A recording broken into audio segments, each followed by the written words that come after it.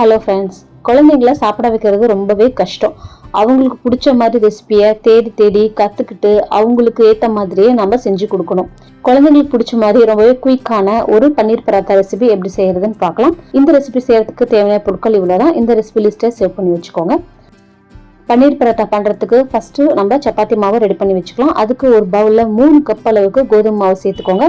இது கூடவே 1/2 டீஸ்பூன் சர்க்கரை, 1/2 டீஸ்பூன் உப்பு சேர்த்துட்டு 3 கப் கோதுமை மாவுக்கு 1 கப் அளவுக்கு தண்ணி சேர்த்துட்டு இதை நல்லா சாஃப்டாக எப்பவும் போல் சப்பாத்தி மாவு மாதிரி பிசைஞ்சுக்கோங்க. சர்க்கரை சேர்க்குறப்ப பராத்தா எல்லா பக்கமும் ஒரே மாதிரி ஈவனாக கோல்டன் கலரில் நல்லா செவந்து வரும். பார்க்குறதுக்கும் நல்லா அட்ராக்டிவாக இருக்கும். எந்த கப்பில் மாவு அளந்தமோ அதே கப்லேயே தண்ணியும் மெஷர் பண்ணி அளந்துக்கோங்க. அப்போ தான் தண்ணியோட ரேஷியோ கரெக்டாக இருக்கும். இந்த அளவுக்கு சாஃப்டான பக்குவத்துக்கு பிசைஞ்சிட்டு மூடி போட்டு ஒரு 1/2 ஹவர்லேருந்து 1 ஹவர் வரைக்கும் நல்லா இதை ஊற வச்சிடலாம். இப்போ அடுத்ததாக பன்னீர் பராத்தா பண்ணுறதுக்கு ஸ்டஃபிங் ரெடி பண்ணிக்கலாம். நான் இன்னைக்கு 200 கிராம் பன்னீரை இந்த மாதிரி சீஸ் கிரேட்டரில் சீவி எடுத்து வச்சுருக்கேன். காய் சீவுறது, சீஸ் கிரேட்டர் எதில் வேணாலும் சீவி எடுத்து வச்சுக்கோங்க. இப்போ இது கூடவே ஒரு சின்ன சைஸ் பெரிய வெங்காயத்தை இந்த மாதிரி பொடி பொடியாக கட் பண்ணி சேர்த்துக்கோங்க. பெருசாக கட் பண்ணிட்டா சப்பாத்தி திரட்டும் போது சப்பாத்தி பிஞ்சு வந்துடும். இது கூடவே காரத்துக்காக ஒரு பச்சை மிளகாய், 1 டீஸ்பூன் அளவுக்கு சில்லி ஃப்ளேக்ஸ் சேர்த்துட்டு ஃப்ளேவருக்காக 1/2 டீஸ்பூன் அளவுக்கு கரம் மசாலா இல்லை கறி மசாலா எது வேணாலும் சேர்த்துக்கலாம். சேர்த்துட்டு 1/2 டீஸ்பூன் உப்பு, ஒரு கை நிறைய கொத்தமல்லியை இந்த மாதிரி பொடி பொடியாக கட் பண்ணி சேர்த்துட்டு நல்லா மிக்ஸ் பண்ணிக்கலாம். வெங்காயம், கொத்தமல்லி ரெண்டுமே நல்லா பொடி பொடியாக கட் பண்ணி இருக்கணும். பெரிய பீசஸாக சேர்த்துட்டீங்க அப்படின்னா ஸ்டஃபிங் வெளியில் வந்துடும். அடுத்ததாக பராத்தா ரெடி பண்ணுறதுக்கு நாம் எந்த சைஸில் சப்பாத்திக்கு மாவு எடுப்போமோ அதை விட டபுள் த சைஸில் மாவு எடுத்துக்கோங்க. ஏன்னா இந்த பன்னீர் பராத்தாக்கு ஃபஸ்ட்டு நம்ம கொஞ்சம் திக்காக தேய்ச்சிட்டு உள்ள ஸ்டஃபிங் வச்சுட்டு தான் நம்ம இதை மறுபடியும் தேய்க்க முடியும். வெளி மாவு கொஞ்சம் மொத்தமாக இருந்தால் தான் உள்ளே இருக்கிற ஸ்டஃபிங் வெளியில் வராது.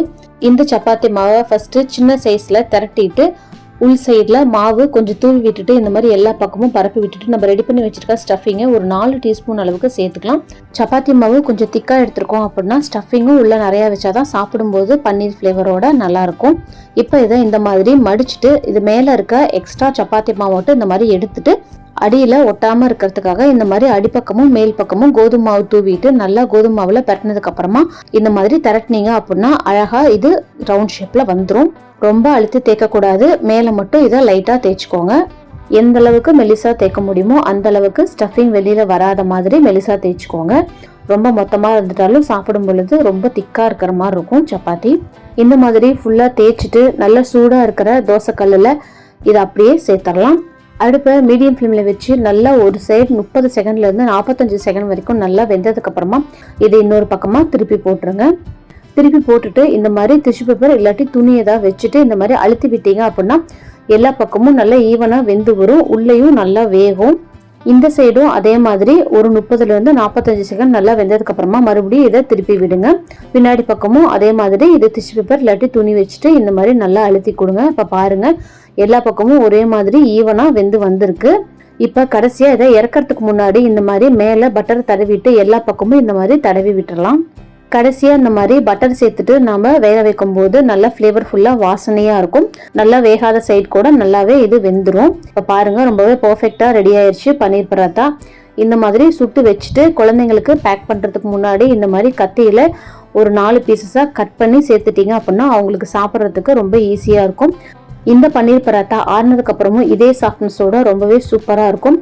நல்லா ஃப்ளேவர்ஃபுல்லாக பார்க்கவே ரொம்ப கலர்ஃபுல்லாக இருக்கும். குழந்தைங்க ரொம்பவே விரும்பி சாப்பிடுவாங்க.